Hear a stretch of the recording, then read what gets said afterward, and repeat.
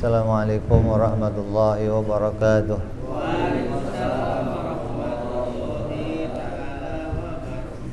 Al-Fatihah ila ruhi sayyidina habibina syafi'ina Rasulillah sayyidina Muhammad ibn Abdullah sallallahu alaihi wa ala alihi wa sahbihi wa azwajihi wa dzurriyyatihi.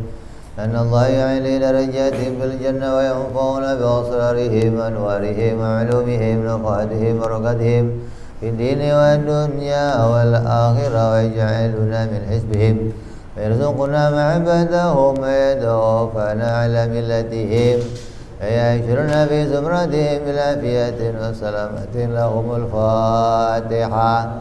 A'udzu billahi minasy syaithanir rajim. Bismillahir rahmanir rahim. Alhamdulillahi rabbil alamin arrahmanir rahim maliki yaumiddin. Iyyaka na'budu wa iyyaka nasta'in ihdinas siratal mustaqim siratal ladzina an'amta 'alaihim ghairil maghdubi 'alaihim waladdallin. Amin. Bismillahirrahmanirrahim.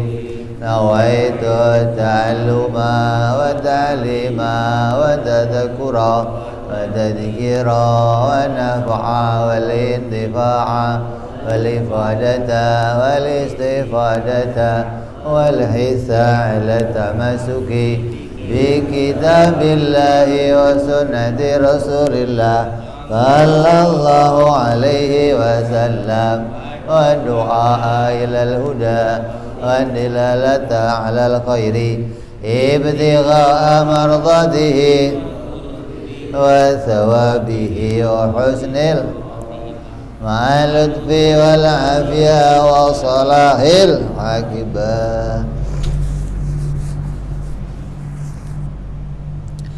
Bismillahirrahmanirrahim. Alhamdulillahirabbil alamin. Wa bihi nasta'in ala umuri dunya waddin. Wassalatu wassalamu ala Rasulillah sayyidina wa habibina wa syafi'ina wa maulana Muhammadin sallallahu alaihi wa ala alihi wa sahbihi ajma'in. Amma ba'du. Qala musanniful kitab Habibul Imam Hadrat Syekh Ahmad bin Athaillah rahimahullah wa ghafara lahu wa liwalidayhi wa nafa'ana bihi fid dharain. Thumma ila sahibu syaruha ya Salih Darat rahimahullah wa ghafara lahu wa liwalidayhi wa nafa'ana bihima fid dharain. Allahumma aftah qulubana futuhal arifin wa bihidmatika wansur alaina birahmatika ya arhamar rahimin. Ila anqal sampai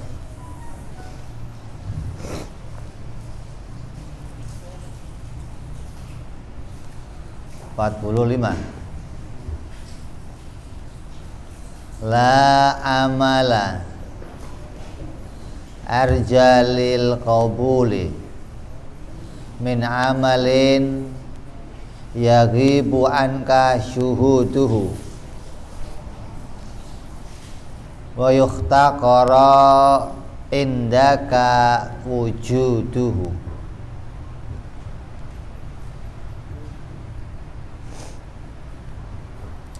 Artinya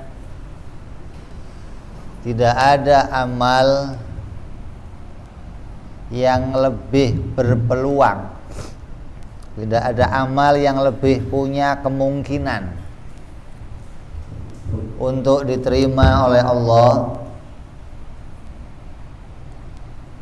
daripada amal yang tidak engkau sadari. Dan amal yang engkau pandang amal itu tidak berarti. Setiap orang yang mempunyai amal, setiap orang yang beramal pingin amalnya diterima. Betul? Betul. Nah, untuk sampainya pada amal yang diterima maka ini harus terpenuhinya syarat.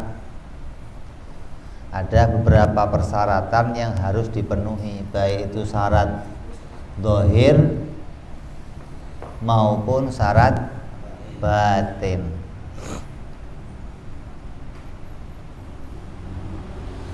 Syarat zahirnya apa contohnya? Syarat zahirnya ya ngaji ilmu fikih, tahu caranya, tahu bagaimana rukunnya, tahu bagaimana mengerjakannya. Ini syarat zahir, artinya mengerjakannya dengan cara yang benar.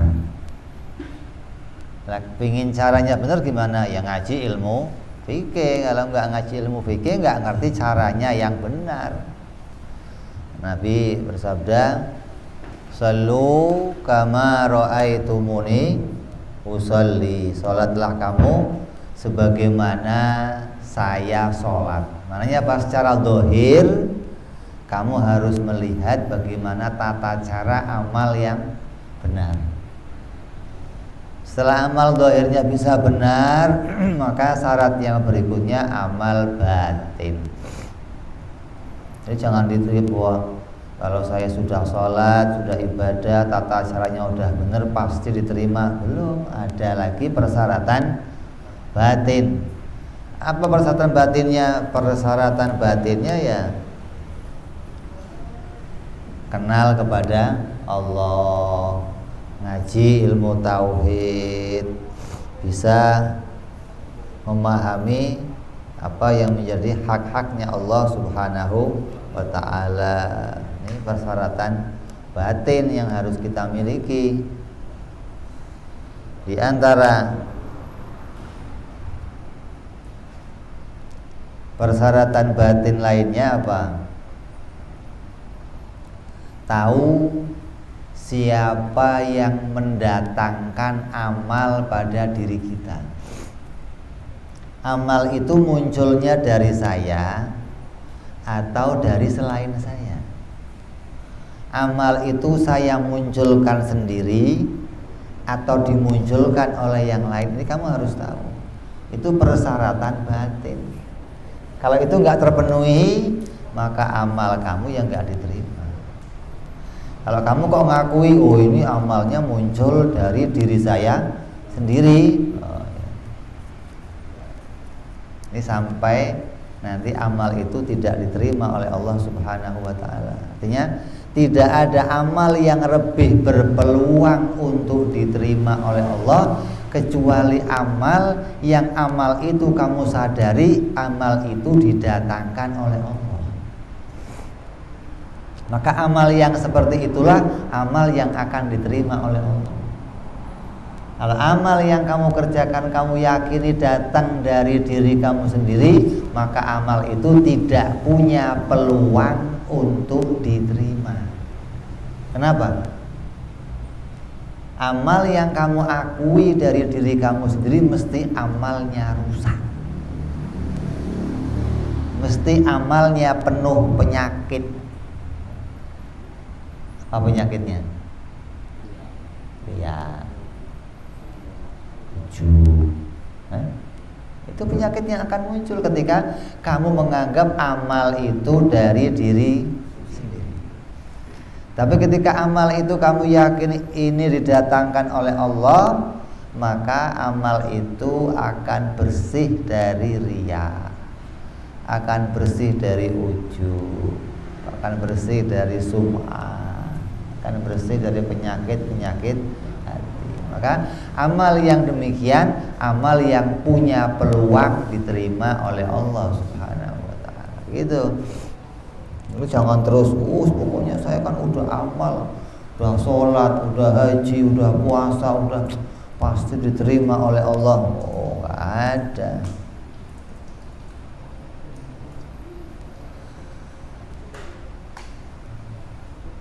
Tidak ada amal ibadah apapun yang kita niatkan untuk mendekatkan diri kepada Allah. Ini amal yang diterima di antara syarat batinnya apa? Tujuannya untuk mendekatkan diri kepada Allah. Ini bersihin dulu nih. tujuannya untuk mendekatkan diri kepada Allah. Tujuannya tidak pakai hukum ekonomi. Itu dulu. Kalau sudah tujuannya pakai hukum ekonomi udah berat ini. Berarti sudah tujuannya tidak untuk mendekatkan diri kepada Allah, tapi pingin lancar kerjaannya, pingin cepet jodohnya, pingin naik pangkat, pingin ini ada sandaran lainnya. Berarti tujuannya sudah bukan karena ini, bicara yang amalnya tujuannya karena Allah saja, itu bisa nggak diterima, begitu loh. Apalagi sudah tujuannya bukan karena Allah. Nah, kalau tujuannya udah ibadahnya karena yang lain selain Allah, ya memang rusak semua. Ini amal ibadahnya diniatkan untuk mendekatkan diri kepada Allah. Seperti sholat hanya untuk Allah, puasa hanya untuk Allah, hajinya hanya untuk Allah, sholawatnya untuk Allah, zikirnya untuk Allah. Maka amal-amal yang seperti ini ketika diniatkan hanya kepada Allah, maka ada kemungkinan diterima apabila kamu sadari amal itu didatangkan oleh Allah. Sudah niatnya karena Allah, tahu pula amal itu ditolong oleh Allah. Jadi sesuatu yang mau kita pakai mendekatkan diri kepada Allah itu apa isinya mengerjakan ibadah doang? Enggak, ada pula yang isinya itu meninggalkan larangan-larangan Allah. Seperti apa? Enggak mabuk, enggak riba, tidak berjudi, dan tidak melakukannya juga karena Allah, gitu loh. Bukan ini sekarang enggak minum arak, kenapa? Lambung gua sakit. Kalau enggak sakit, lancar. Itu sudah meninggalkannya bukan karena. Ente kenapa sekarang kok kayak enggak pernah judi, digerebek lulu? Ini meninggalkannya judi bukan karena Allah. Berat ya. Kalau kayak dulu mah enak, gak ada gerebekan, mas sekarang waduh dikit-dikit gerebek. Saya berhentilah daripada jadi bukan riba. Ini sekarang kayaknya udah gak pernah riba. Wah berat dah. Riba sekarang mesti terdaftar banknya, mesti ini, kalau enggak ditangkap-tangkapin, dibubarin. Ini meninggalkannya bukan karena Allah. Padahal Nabi bersabda, 1 dirham harta yang kamu makan karena riba, 1 dirham itu sama dengan kamu berzina 36 kali. 1 dirham itu berapa? Dirham itu mata uang perak. Kalau dinar itu mata uang emas.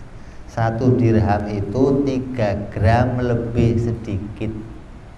Perak 1 gramnya berapa sekarang? Bukan tukang cincin sih, jadi gak ngerti urusan perak. Perak 1 gramnya 20.000. Kalau emas sekarang 1 gramnya 900.000. Jadi kalau 3 gram perak berapa jumlahnya? 60.000 lebih sedikit, itu 1 dirham. Uang 60.000 kamu makan yang hasilnya karena riba, maka kamu dihukumi sama seperti zina 36 kali. 1 perzinaan kamu menghancurkan 60 tahun ibadah kamu. Jadi kamu harus punya umur berapa itu berarti? Hanya makan uang 60.000 yang itu hasil dari riba. Kalau kamu tinggalkan ini karena Allah, berarti kamu niatnya mau mendekatkan diri kepada Allah.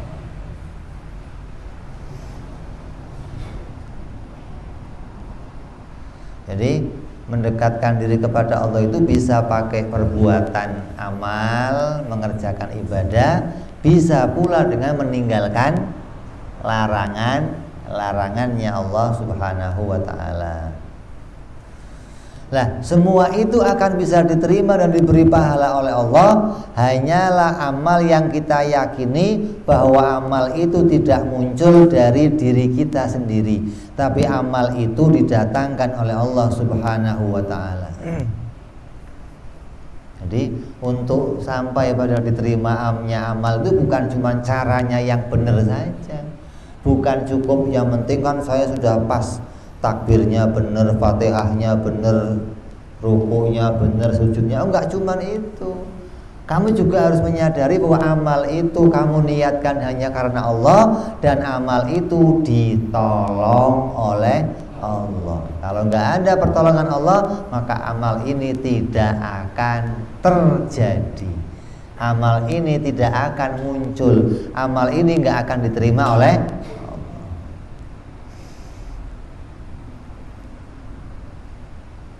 kita. Tidak boleh merasa bahwa diri kita bisa mengerjakan suatu amal ibadah, karena amal ibadah itu tidak akan mungkin terjadi apabila tidak karena pertolongan Allah. Berapa banyak orang yang kakinya kuat tapi nggak pergi ke masjid? Ada? Berapa banyak orang yang duitnya banyak tapi nggak mau sedekah? Berapa banyak orang yang uangnya banyak gak pergi haji? Kenapa? Karena gak ada pertolongan. Jadi kalau kamu kok sekarang di sini, kamu bisa sholat, kamu bisa haji, jangan menganggap saya. Ya. Itu karena kamu ditolong sama Allah. Coba lihat sebelah rumah kamu, depan rumah kamu, belakang rumah kamu yang masjid itu menjadi tempat paling jauh buat dia. Kalau ke Hong Kong deket katanya, ke London deket, ke Australia deket. Asal liburan Hong Kong, liburan Australia, liburan. Kalau ke masjid jauh, tiketnya mahal. Tapi biarpun begitu dia menganggap jauh, tetap nanti ya tetap akan ke masjid juga. Cuman jangan sampai ke masjidnya jadi imam. Begitu ke masjid tapi jadi imam kan berat, di depan sendiri sih disolatin bagaimana? Ke masjid pertama jadi makmum dulu, nanti lama-lama jadi nggak apa-apa. Ini baru pertama ke masjid jadi, waduh berat ya. Baru pertama ke masjid jadi imam. Jadi jangan begitu. Jadi kita ketika bisa beramal, coba mikir, sadari bahwa itu sebelah saya nggak sholat padahal badannya kuat, sebelah saya kakinya kuat, sebelah saya uangnya banyak. Kenapa kok mereka enggak? Karena nggak ada pertolongan Allah. Jadi kamu yang sekarang hari ini bisa sholat, bisa zikir, bisa beribadah, maka kalau kamu ingin amal kamu diterima, yakini amal itu tidak muncul dari diri saya sendiri. Gitu. Amal saya ini terjadi karena pertolongannya Allah. Dan setelah kita sadari amal itu, yang penting lagi apa? Kita tidak boleh bergantung pada amal ibadah itu untuk menghasilkan sesuatu. Kadang kita udah beramal terus nuntut sama Allah. Ya Allah kan saya sudah begini, ya Allah kan saya sudah. Berarti kamu menggantungkan amal kamu, menggadaikan amal kamu, menjual amal kamu untuk mendapatkan sesuatu dari Allah.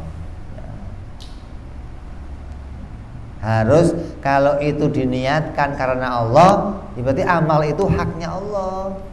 Jangan kamu tuntut-tuntut, jangan kita ambil lagi amalnya. Jangan kita harapkan mau kita gadaikan dengan hal-hal yang kecil. Apalagi mau digadekan pakai rupiah, mau digadekan pakai BBM, digadekan cuma pakai bensin, digadekan pakai token listrik, kan berat ini. Ya ibadah yang mulia, ibadah yang semestinya kalau kamu itu benar Allah bisa berikan hadiah kepada kamu surga yang selama-lamanya, cuman kamu tukar pakai token listrik, kan berat. Kalau kamu nggak datang kerjaannya itu masalah kecil. Kalau kamu nggak datang jodohnya itu masalah kecil, itu masalah kamu, jangan Allah dibawa-bawa. Urus aja sendiri, muka dibaikin. Kerja yang rada ketol dikit, cari kemana, jangan terus ya Allah, saya sudah sholat ya Allah, sholatnya dibawa ininya.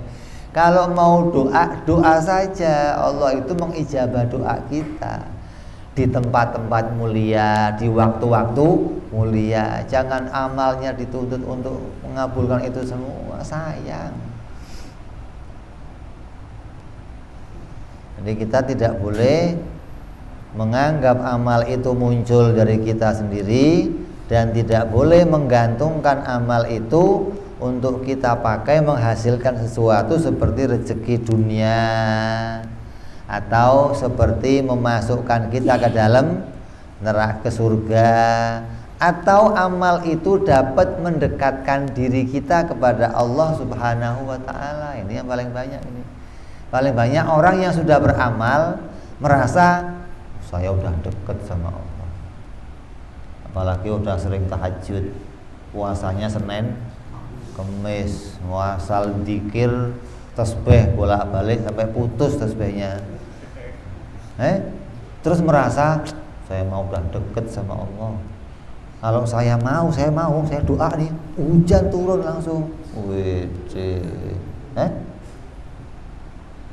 Berat ini. Kamu itu boleh nuduh orang lain mungkin deket sama Allah. Mungkin aja dia wali. Maka kata ulama apa? Kamu jangan suka ribut sama orang, barangkali orang yang kamu ributi itu walinya Allah.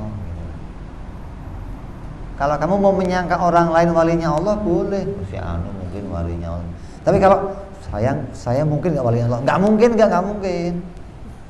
Kalau kamu sudah merasa apakah saya walinya Allah, nggak mungkin, gitu loh. Jawab sendiri, jangan hati kamu, biar kepedean, jangan kepedean. Tahu saya ini mungkin walinya Allah kali ya. Dari mana jalannya kamu walinya Allah?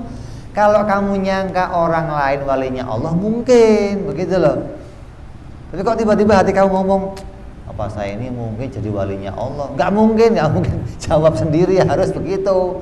Jangan kepedean. Kan saya udah begini. Berarti mungkin aja saya walinya Allah. Mimpi dari mana?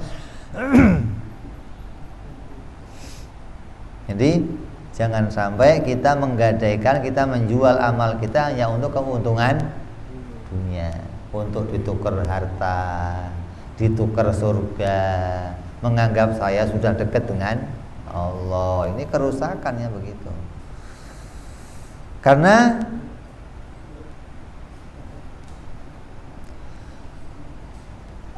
itulah kita ini harus sadar dan merasa bahwa kita ini orang yang sangat tidak bisa beramal. Sedikit sekali amalnya, dan ketika amal itu pun tidak luput dari riya, nggak luput dari ujub, nggak luput dari sum'ah. Ujub itu apa? Bangga dengan amalnya. Kenapa kok bangga? Karena menganggap dirinya bisa maka dia bangga. Saya udah sholat, saya udah bisa sholat subuh, saya udah bisa tahajud, saya udah bisa duha, saya udah Senin Kemis. Ujub akhirnya gara-gara menganggap dirinya bisa beramal sendiri, bisa sedekah, bisa pergi haji, bisa umroh, bisa. Namanya apa? Ujub. Kalau riya apa? Pamer. atau amalnya karena orang lain. Ada mertua, sholat. Nggak ada mertua, nggak sholat, libur.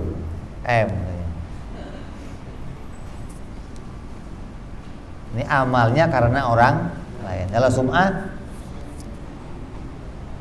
sum'ah pingin dikomentari orang lain. Kalau sudah ibadah, tadi gua gimana? Gimana tadi sholat saya? Gimana bacaan saya? Gimana Fatihah saya? Gimana? Pingin orang lain tuh, oh kamu mah top. Itu namanya apa? Nah, itu amal yang kamu anggap muncul dari diri kamu sendiri itu nggak akan sepi dari itu semua. Makanya seringkali ada orang lagi sholat masukin ke HP, pengajian di foto, masukin ke HP. Kalau tujuannya mau ngajak orang lain bagus, biar orang lain syiar, kumpul sama kawan-kawan foto ngaji, oh ini pengajian kami ya, syiar. Tapi kalau sudah tujuannya dikit-dikit, yang like berapa ya? Yang like berapa ya? Nah ini yang rusak. Komennya apa aja ya? Berat ini. Muncul apa itu? Hati-hati. Jadi amal kita itu nggak kosong dari itu. Kalau nggak kosong dari itu, diterima nggak kira-kira? Jangan ngimpi dong, untuk amal rusak begitu kok diterima. Mau diterima apanya amal rusak begitu?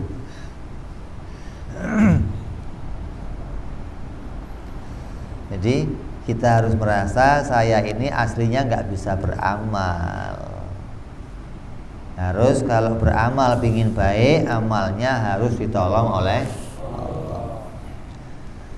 Jalan menuju kesuksesan dan keberhasilan dalam ibadah itu adalah hanya satu, yaitu menggantungkan semua amal ibadah kita kepada anugerahnya Allah, kepada rahmatnya Allah. Kalau sudah amal ibadah kita gantungkan pada diri kita sendiri, pada kekuatan kita sendiri, pada tenaga kita sendiri, pada kemampuan kita sendiri, pada ilmu kita sendiri, maka itu jadinya rusak amal kita. Kamu akan jadi seperti Qarun yang ketika beramal dia berhasil mempunyai sesuatu, keberhasilan itu dianggap dari dirinya sendiri. Jadi jangan pernah menggantungkan keselamatan kita pada amal yang kita perbuat. Jangan pernah menggantungkan amal kita pada perbuatan yang kita kerjakan, pada amal yang kita lakukan. Karena saya sudah ngerjain ini, pasti begini. Menggantungkan ya. Karena saya sudah begini, pasti begini. Ini seringkali orang-orang yang memang ahli hukum ekonomi sering begitu memang. Ibadahnya pakai hukum ekonomi sering. Ada saya punya santri, saya Beb dapat ijazah Beb. Pokoknya kalau malam suruh baca 3 surat, yang di surat itu nggak ada huruf roknya. Yang huruf roknya nggak ada. Baca 3 surat itu sekian kali. Nanti gimana? Pokoknya yang kamu mau, hajat kamu terkabul semua. Itu sudah puluhan tahun sampai sekarang terus berjalan. Akhirnya apa? Takut berhenti. Kalau berhenti, takut gak dikabulkan lagi. Jadinya apa ya?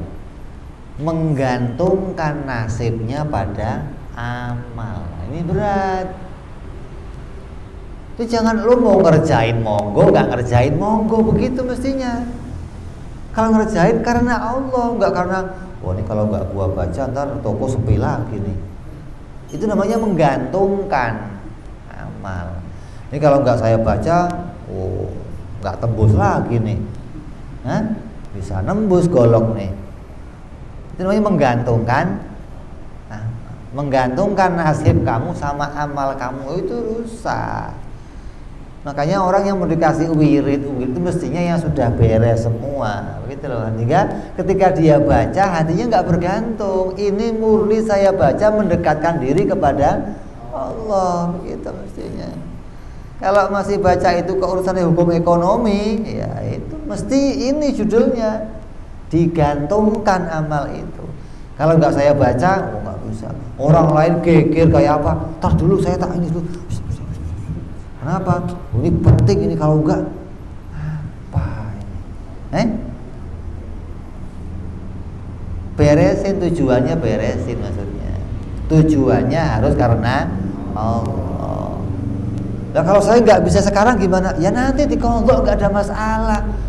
Jangan orang lagi rumput ada kepentingan. Tar dulu saya cari si anu kemana? Lagi wiritan. Astagfirullah, orang lagi dipentingin wiritan di pojok. Jadi lihat momennya, lihat waktunya, lihat keadaannya, hingga bisa menempatkan sesuatu pada tempatnya. Kamu nggak menggantungkan sesuatu pada amal kamu sendiri.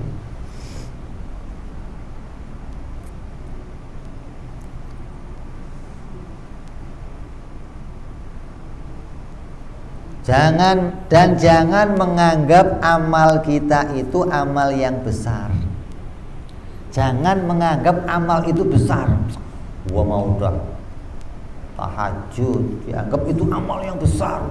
Orang lain memang ada yang bisa begitu.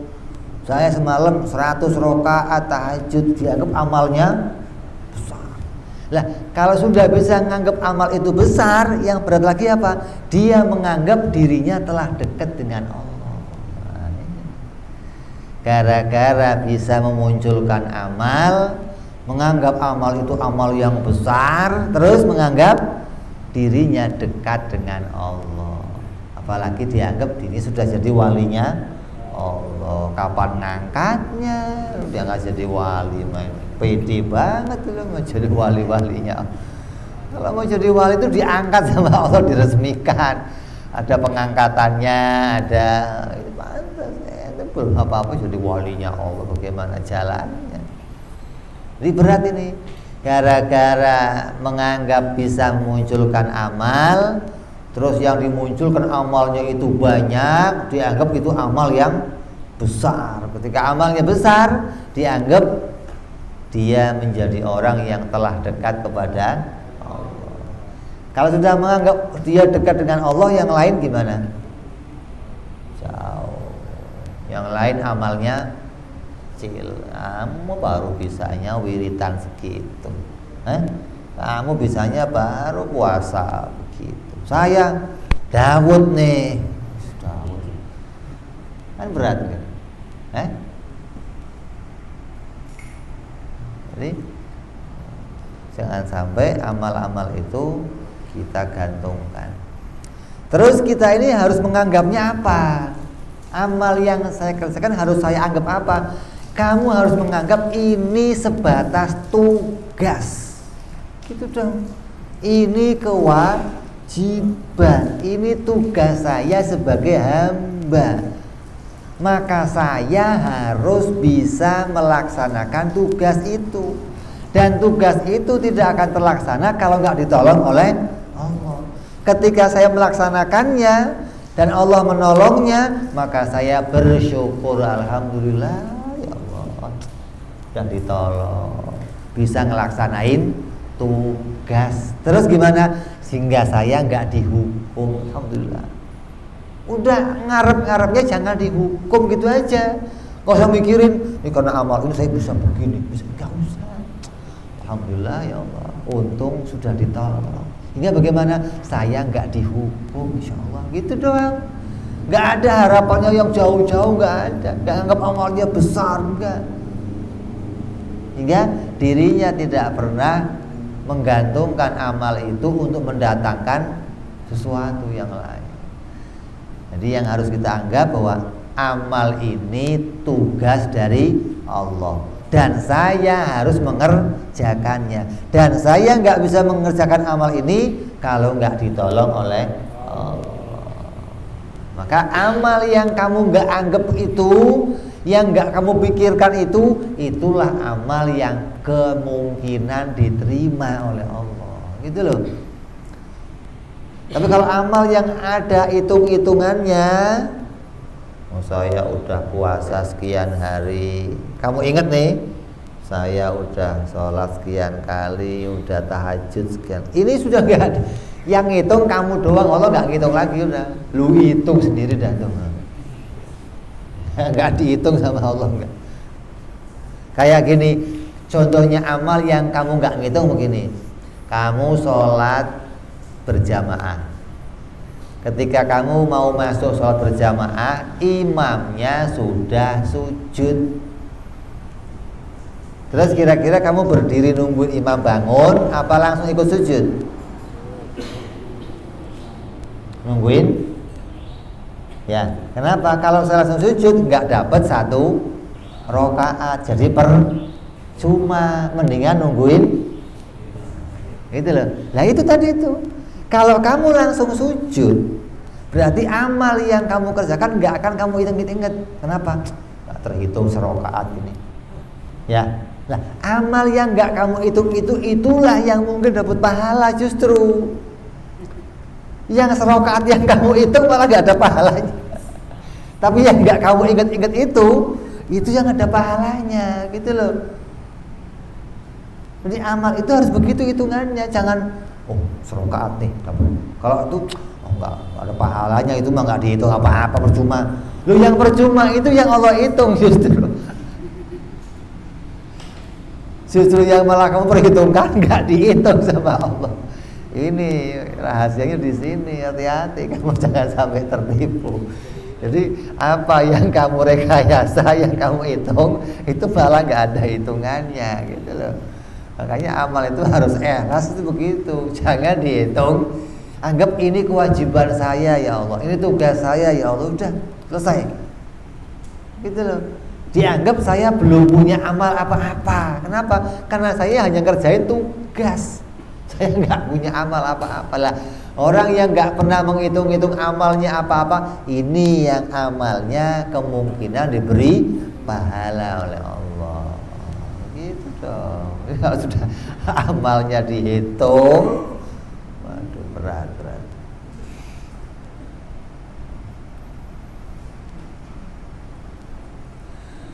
Rasulullah Shallallahu Alaihi Wasallam bersabda, tidak ada satupun di antara kalian yang akan masuk surga dengan amalnya sendiri.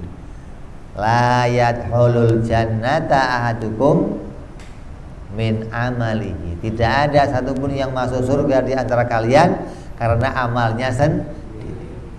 Sahabat nanya, lah engkau gimana ya Rasulullah? Walaupun saya, kata Rasulullah, saya juga nggak masuk surga karena amal saya. Tapi saya dimasukkan surga karena Allah meliputi saya dengan rahmatnya. Karena Allah memenuhi saya dengan kasih sayangnya, maka saya dimasukkan surga karena rahmatnya Allah. Begitu. Nabi loh ini yang ngomong. Kok kamu yang ngomong? Kan ini Nabi yang ngomong. Kenapa kok Nabi yang ngomong? Amalnya paling banyak, amalnya paling ikhlas. Itu aja ngomongnya begitu. Saya tidak mikirin saya akan masuk surga karena amal saya nggak ada. Tapi masuk surganya saya karena rahmatnya Allah. Itu yang harus kita pegang. Ini hadisnya Rasulullah.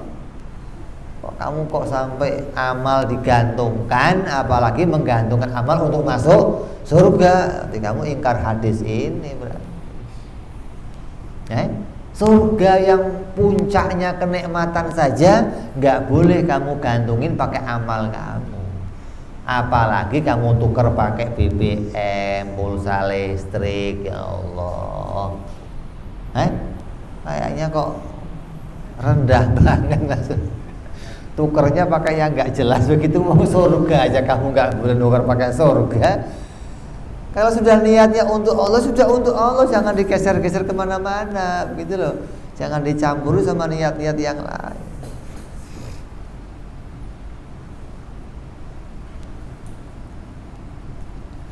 Siapa yang beramal dan dia tidak melihat bahwa Allah memberi pertolongan dalam amal ibadahnya, maka dia hanya memandang amal itu dari dirinya sendiri, maka dia tidak akan pernah lepas dari ujub.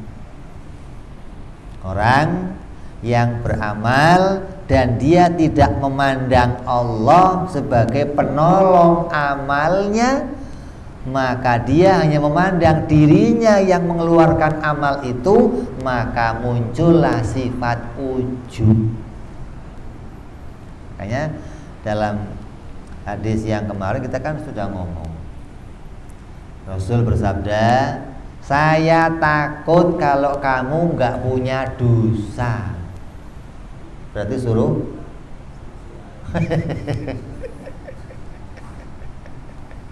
maknanya saya takut kalau kamu nggak punya dosa.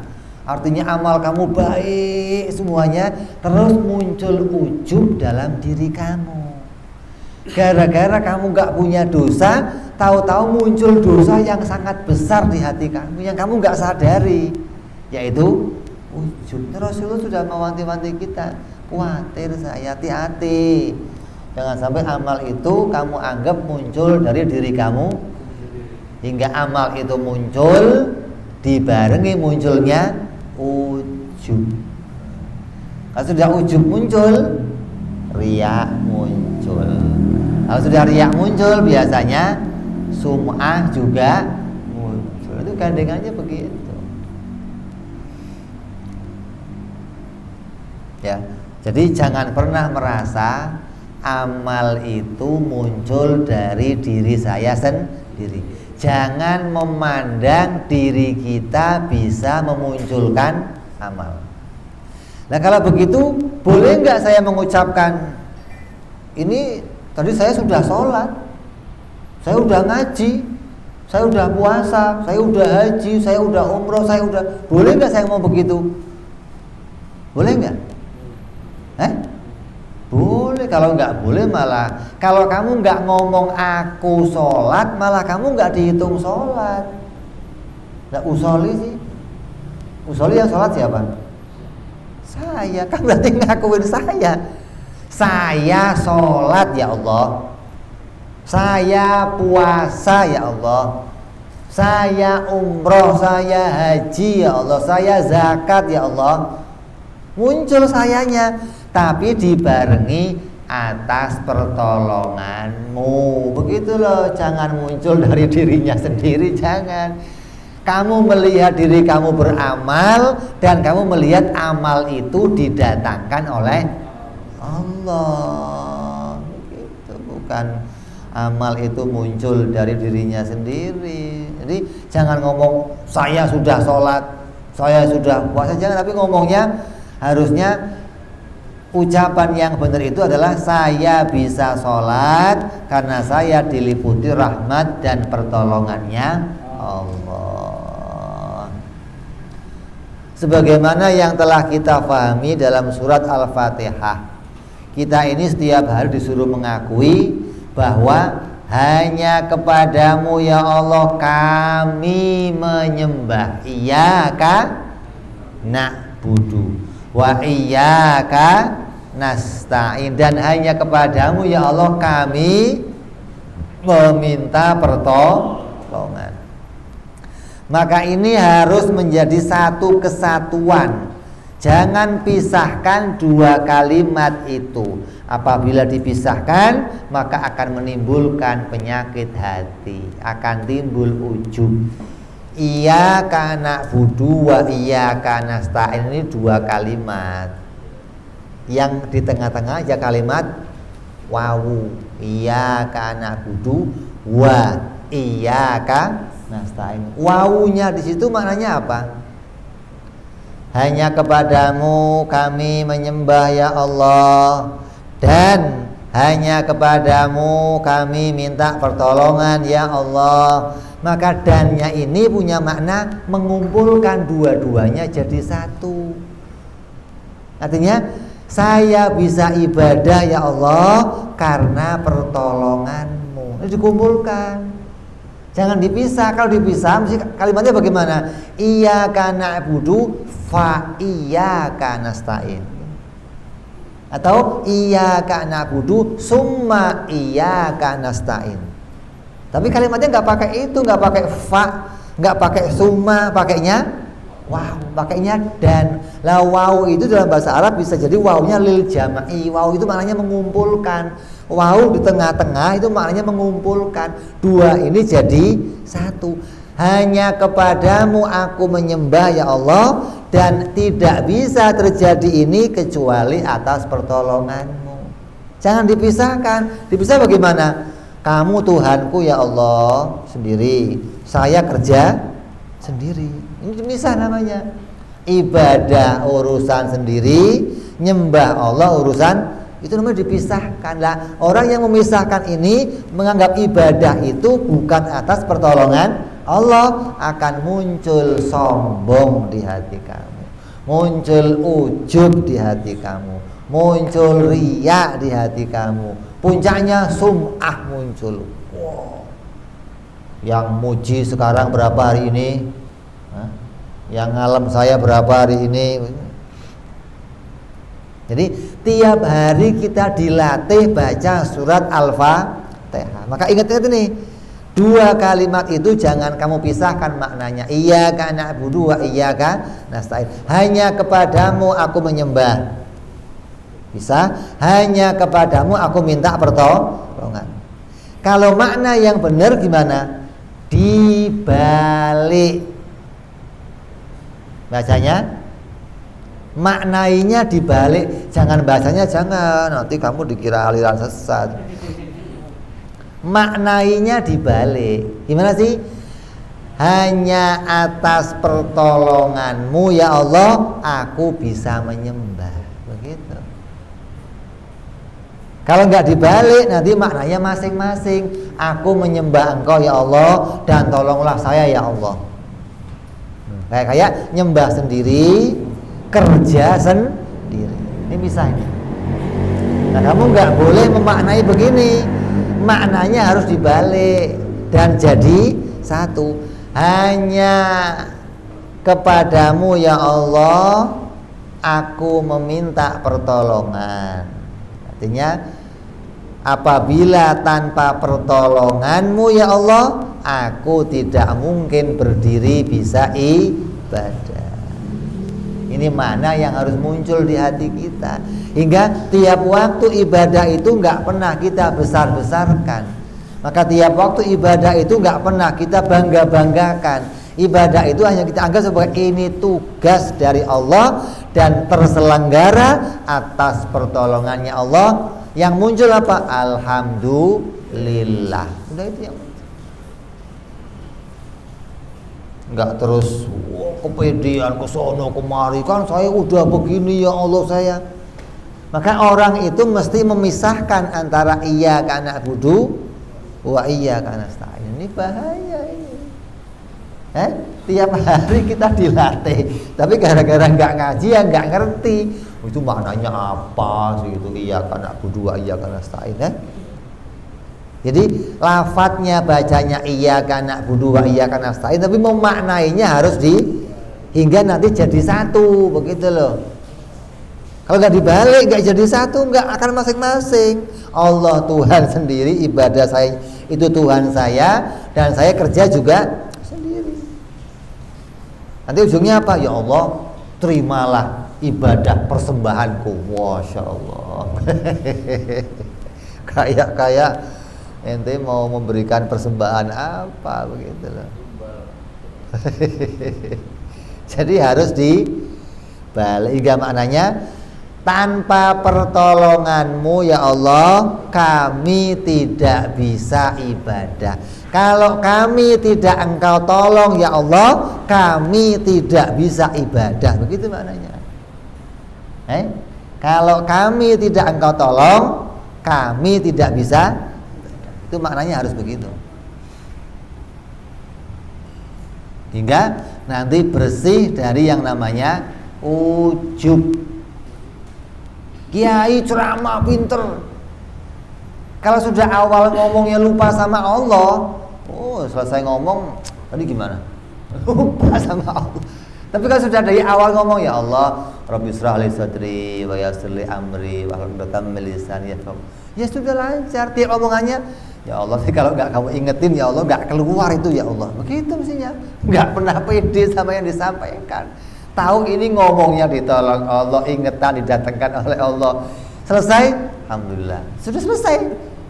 Nggak terus, kalau nggak gua tadi nggak bisa ngomong begitu. Waduh, kayak Nabi aja kalah. Oh, ini orang-orang yang baik.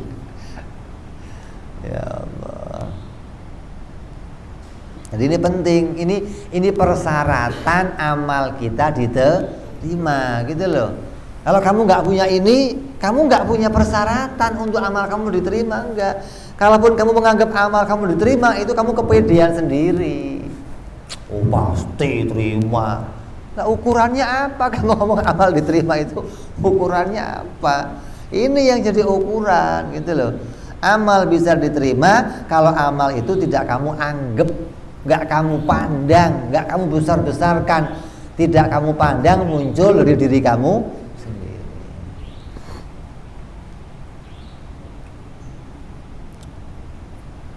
Ujub adalah sumber munculnya banyak kesalahan.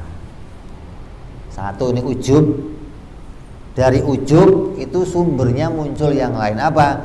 Ya muncul sombong, muncul kikir, muncul riya, muncul yang lain-lainnya. Karena orang yang ujub itu hanya melihat dirinya lah yang bisa punya perbuatan.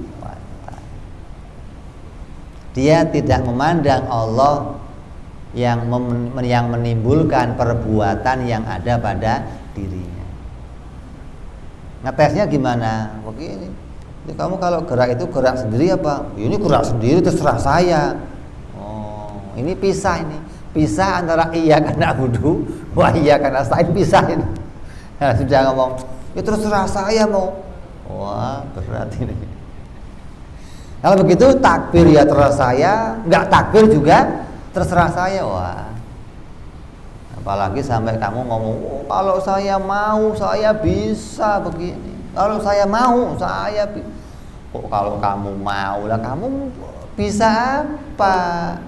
Oh maunya aja dikasih, kemampuan dikasih, dianggap kemauan kita, kemampuan kita bisa memunculkan sesuatu, ini rusak. Jadi gara-gara ujub banyak kerusakan yang muncul dalam diri kita. Nabi SAW bersabda, 3 perkara yang menghancurkan manusia, 3 perkara yang akan membinasakan manusia. Kalau kamu tahu 3 perkara ini, maka kamu akan selamat. Apa 3 perkara ini? Yang pertama kata Rasul, sifat kikir yang dituruti. Sifat kikir yang dituruti. Kikir itu sering muncul di hati kita. Ada orang minta kasih, muncul ilham dari Allah, bisikan malaikat kasih. Muncul lagi yang lain, nanti uang kamu habis. Ini muncul 2. Kok kamu turutin? Oh berarti kamu hancur, rusak. Jadi ucapan ajakan kikir itu nggak salah, justru bagus. Kamu ada muncul ajakan kikir itu bagus. Kalau kamu lawan, selamat kamu, menang kamu dalam perjuangan, gitu loh. Jadi kata Nabi, 3 ini akan menghancurkan kamu. Yang pertama, kikir yang diturutin. Terus hawa nafsu yang diikuti. Jadi hawa nafsu muncul, pengen ini, pengen, boleh, nggak ada masalah. Itu ujian Allah datangkan kepada kita. Pengen ke sono, pengen nggak mas. Tapi jangan kutip gitu loh. Sekali kamu lawan hawa nafsu kamu, 1 pahala untuk kamu. Muncul lagi hawa nafsu, kamu lawan lagi, pahala lagi untuk kamu. Besok-besok kamu nantang, muncul lagi dong lo. Wah, tungguin sini coba. Begitu akhirnya. Kenapa? Karena kamu berani. Nggak akan saya turutin. Kamu pengen apa aja terserah kamu lah. Begitu loh. Lah yang bahaya bagaimana? Yang kalau muncul hawa nafsu itu diturutin. Pingin berbuat maksiat diturutin, pingin foya-foya diturutin, pingin menghabisi diturutin. Apapun yang muncul di hatinya diturutin, ya rusak hidup kamu. Jadi nggak semua yang muncul di hati kita itu harus kita ikuti. Nggak ada sesuatu yang kalau kita tinggalkan pahala untuk kamu. Di antaranya apa? Ajakan kikir. Munculnya ajakan mengikuti hawa nafsu. Gitu loh. Makanya diriwayatkan ada cerita di Quran tentang Nabi Dawud alaihi salam begitu. Nabi Dawud itu pernah melihat seorang perempuan cantik, kemudian dia senang.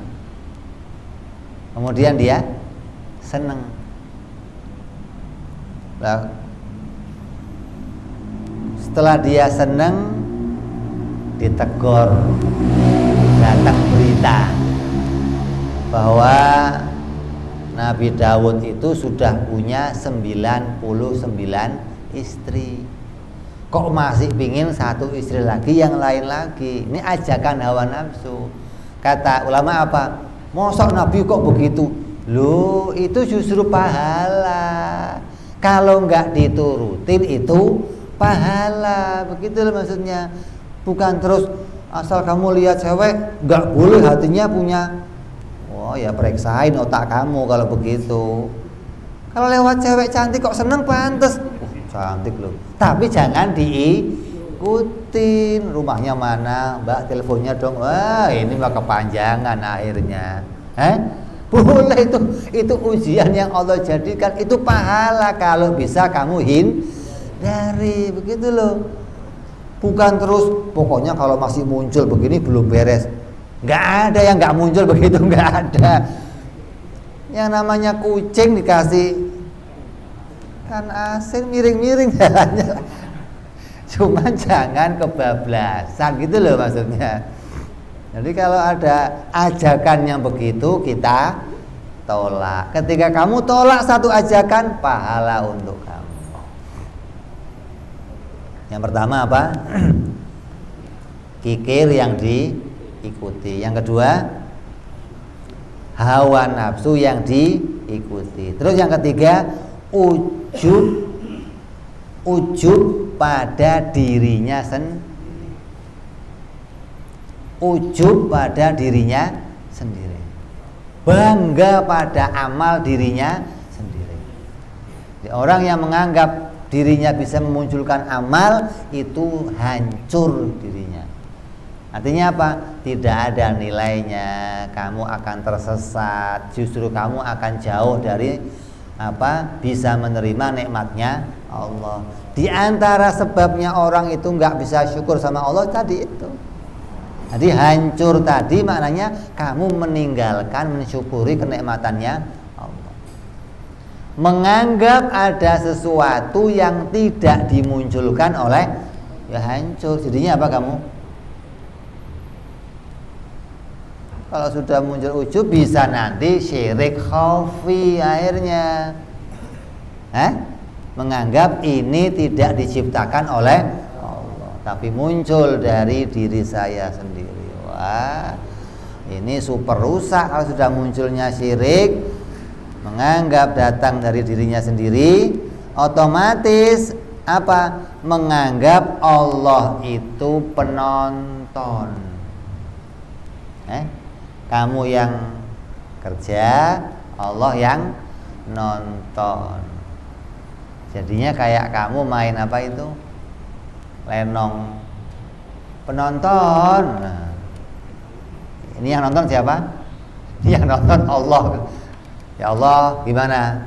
Bagus nggak tadi ya Allah? Cocok ya Allah. Kayak ya Allah. muncul dari diri kita sendiri, kan berat ini. Ini rusak, diri kamu rusak kalau sudah menganggap itu muncul dari diri kamu, otomatis kamu menganggap Allah sebagai penonton.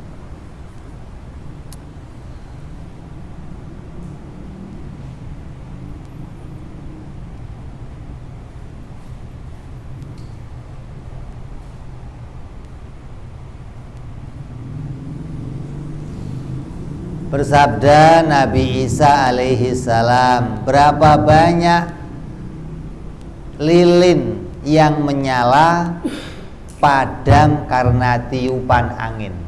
Nabi Isa bersabda ini. Nabi Isa, berapa banyak kamu melihat lilin yang menyala kemudian mati karena tertiup angin. Berapa banyak orang yang ahli ibadah hancur ibadahnya karena ujub. Jadi ujub itu menghancurkan ibadah kamu, sudah rusak, sudah nggak ada nilainya apapun, nggak ada. Ketika ibadah itu kamu anggap muncul dari diri kamu. Berapa banyak ahli ibadah hancur karena ujub. Sebagaimana Qarun. Allah Subhanahu wa taala berfirman dalam Al-Qur'an dalam surat Al-Qasas ayat 78, qala innama utituhu ala ilmin indi. Fir'aun ngomong nih. Kata Fir'aun apa? Sungguhnya aku diberi harta itu karena ilmu yang ada padaku. Nabi Isa datang ke Qarun, kamu ini duitnya banyak, harta beli ya sedekah, amal itu Bani Israel bantu Qarun. Apa kata dia? Ini saya peroleh pinter, saya mikir, tahu gak, enak aja bagi-bagi aja. Qarun yang datangin Nabi diajak beramal, menganggap apa yang dia punyain dari dirinya. Apa yang terjadi? Awalam ya'lam annallaha qad ahlaka min qablihi minal quruni man huwa asyaddu minhu quwwatan wa aktsaru jam'an wa la yus'alu an dunubihim mujrimun. Kata Allah, dan apakah ia tidak mengetahui bahwasanya Allah sungguhnya telah membinasakan umat-umat sebelumnya, sebelum Qarun, yang lebih kuat darinya dan lebih banyak mengumpulkan harta, dan tidaklah perlu ditanya kepada orang-orang yang berdosa tentang dosa-dosa mereka. Quran menyebutkan bagaimana Allah menceritakan, kamu jangan kayak begitu, itu sudah saya hancurin semua. Itu jangan ikut-ikut minta dihancurin. Jangan pingin ada harta yang kedua, Qarun yang kedua. Jangan-jangan kamu Qarun kedua nanti. Seorang yang punya satu amalan dan menggantungkan keselamatan dirinya dari amal itu, maka orang itu akan merasa tinggi dan punya kemuliaan di sisi Allah. Ini yang berat nih. Kalau sudah ujub, maka akan merasa mulia di sisi Allah. Saya punya kedudukan walinya Allah, saya kekasihnya Allah, saya kalau doa ijabah, saya kalau ini gara-gara muncul ujub.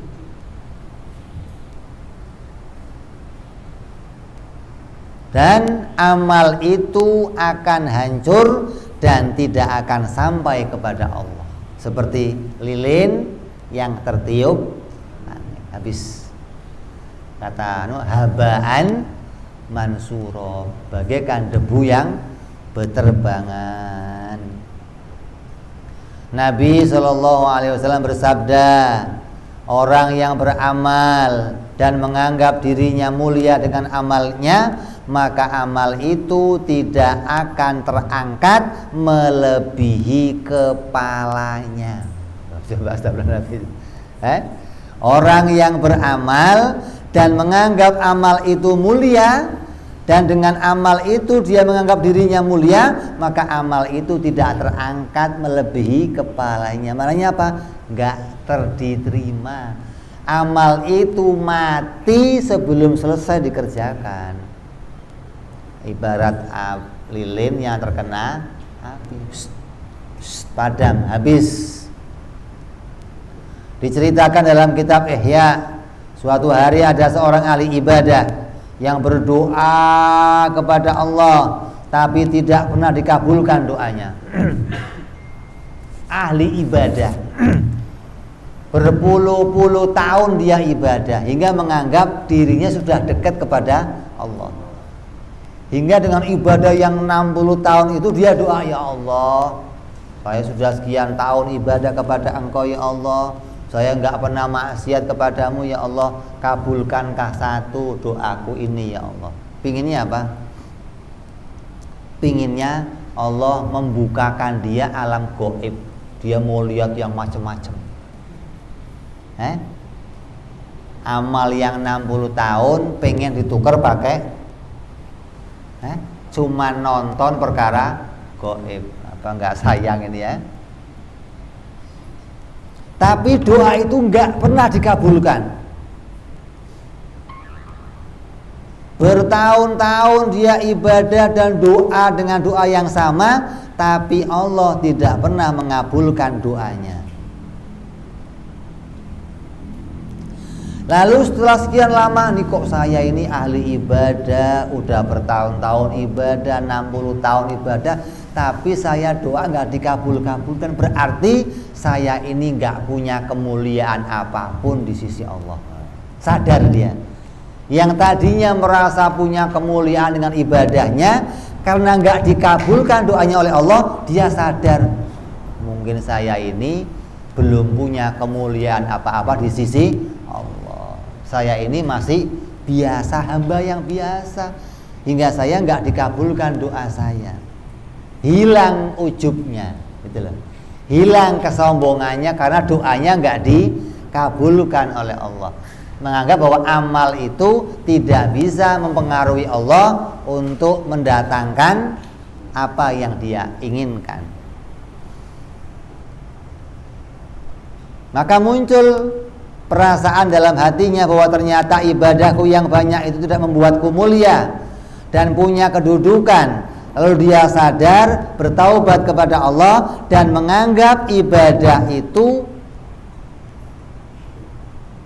bertaubat dari anggapan bahwa ibadahnya itu bisa mendatangkan sesuatu dari Allah.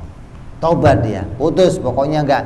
Kalau Allah mau ngasih itu atas kehendaknya sendiri, bukan karena ibadah saya. Dan saya dengan ibadah yang sekian lama ini ternyata saya enggak punya kemuliaan apa-apa di sisi Allah. Hingga hilang kesombongannya, kembali menganggap orang lain setara dengan dirinya. Walaupun orang lain itu biasa ibadahnya, saya udah 60 tahun duduk bersama biasa. Udah nggak ada, lu masih apa? Nggak ngerti gua aja lu. Nah, udah nggak ada muncul begitu di hatinya. Lalu Allah perintahkan malaikat turun mendatanginya dan memberitakan bahwa kamu telah merasa tidak punya kedudukan di sisi Allah. Kamu sadar, muncul di hati kamu bahwa saya nggak punya kemuliaan ya Allah. Muncul kesadaran itu, kata malaikat tadi apa? Pahala kesadaranmu itu melebihi pahalamu 60 tahun ibadah. Jadi yang 60 tahun nggak dihitung apa-apa, hanya punya kesadaran amalnya nggak ada kemuliaan apa-apa di sisi Allah, malah dimuliakan oleh Allah. Makanya amal yang punya kemungkinan diterima itu amal yang nggak kamu bangga-banggakan. Amal yang nggak kamu anggap itu muncul dari diri kamu sendiri. Amal yang tidak kamu anggap amal ini punya kemuliaan di sisi Allah, maka amal itulah yang punya kemungkinan diterima oleh Allah. Nyambung ini. Kesimpulan hikmah ini punya dua kesimpulan. Apa yang pertama? Dalam beribadah kamu harus selalu memandang rahmatnya Allah. Dalam ibadah kamu harus menggandengkan iyyaka na'budu wa iyyaka nasta'in. Jangan pisahkan ini, jangan. Sekali kamu pisahkan ini, akan muncul ujub di hati kamu dan hancur amal kamu, nggak diterima oleh Allah.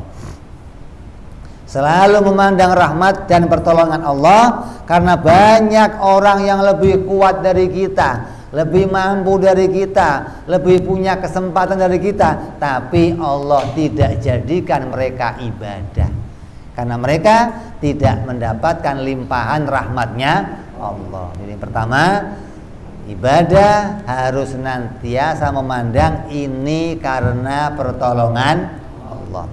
Yang kedua, jangan pernah menganggap besar pada amal ibadah yang kita lakukan. Jangan dianggap, oh saya udah hebat, saya udah. Tapi harus beranggapan bahwa amal kita itu penuh kecacatan. Amal kita itu penuh dengan keburukan. Amal kita itu enggak sempurna, penuh kekurangan, dan tidak pernah bisa lepas amal itu dari sifat riya, dari sifat ujub, dari sifat sum'ah. Amal itu enggak lepas dari itu semua. Hingga ketika kita sadar dalam beramal, punya rasa amal ini enggak baik, maka amal itu enggak akan kita harapkan pahalanya. Itu loh maksudnya. Oh, amal saya mau gini, sudah enggak dihitung-hitung. Ketika nggak dihitung-hitung, maka amal itulah yang mungkin mendapatkan pahala dari Allah Subhanahu wa ta'ala. Jadi dua ini harus kita pegang. Pertama, mengharapkan rahmatnya Allah. Terus jangan menganggap amal itu amal yang besar dan bisa mendatangkan kemuliaan dari Allah. Insya Allah apabila punya dua ini, amal kita akan diterima oleh Allah Subhanahu wa ta'ala. Insya Allah. Mudah-mudahan yang hadir semua di sini hatinya ditenangkan oleh Allah, hatinya dijadikan hati yang senantiasa bergantung hanya kepada Allah, hatinya senantiasa mengharapkan pertolongannya Allah, tidak pernah membanggakan amal muncul dari dirinya sendiri. Ya Allah, berikan kami kesadaran ya Allah, berikan kami kebaikan-Mu ya Allah, berikan kami limpahan rahmat-Nya ya Allah, ridhoilah amal-amal kami ya Allah, jadikan amal-amal kami amal yang membawa kami ke dalam surga-Mu ya Allah, amal yang mendatangkan keridhaan-Mu ya Allah, amal yang mendatangkan kebaikan dari-Mu ya Allah di dunia sampai nanti di akhirat. Amin ya rabbal. InsyaAllah kita sambung yang akan datang bicara hikmah-hikmah yang berikutnya. Wallahu a'lam bishawab. Ila hadratin Nabi al-Fatihah. A'udzu billahi minasyaitonir rajim. Bismillahirrahmanirrahim. Alhamdulillahirabbil alamin arrahmanir rahim maliki yaumiddin. Iyyaka na'budu wa iyyaka nasta'in. Ihdinas siratal mustaqim. صراط الذين أنعمت عليهم غير المغضوب عليهم ولا الضالين آمين. يا ربنا اعترفنا بأننا اقترفنا وأننا أسرفنا على الأرض أشرفنا وتب علينا توبة تغفر لكل هوبة وآمن روعتي واغفر لوالدينا ربي ومولودينا والآل والإخوان وسائر الهلان وكل ذي محبة أو جيرة أو صحبة والمسلمين أجمع آمين ربي فضلا وجودا منا لا باكتساب منا